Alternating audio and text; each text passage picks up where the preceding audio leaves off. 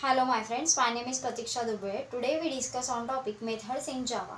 So a method is a block of code or collection of statement or a set of code grouped together to perform a certain task or operations. It is used to achieve the reusability of code. We write a method once and we use it many times. We do not require to write code again and again. It also provides the easy modification and readability of code just by adding or removing a chunk of code. The method is executed only when we call or invoke it. The most important method in Java is main method, and we all methods is called in main method. Now next is method declaration. The method declaration provides information about method attributes such as visibility, return type, name and argument. It has 6 components that are known as method header. Now next is method signature. Every method has a method signature. It is a part of the method declaration. It includes the method name and parameter list. Now next is access specifier. Now access specifier or modifier is the access type of the method. It specifies the visibility of the method. Java provides 4 types of access specifier. First is public. The public specifier is mostly used in Java.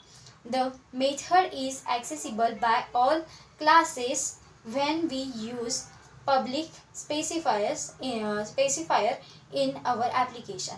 Now next is protected. When we use protected access specifier, the method is accessible within the same package or subclasses in different packages. Now next is private. When we use a private access specifier, the method is accessible only in the classes in which it is defined. Now next is default.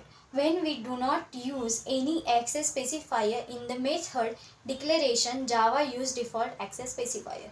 By default, it is visible only from the same package only. Now next is return data type. Return type. So return type is a data type that the method return. It may have a primitive data type, object, collection and void, etc.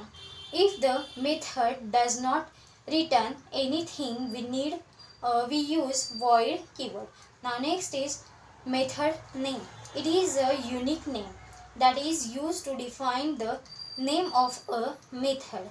It must be corresponding to the functionality of the method. A method is invoked by its name. Now next is parameter list.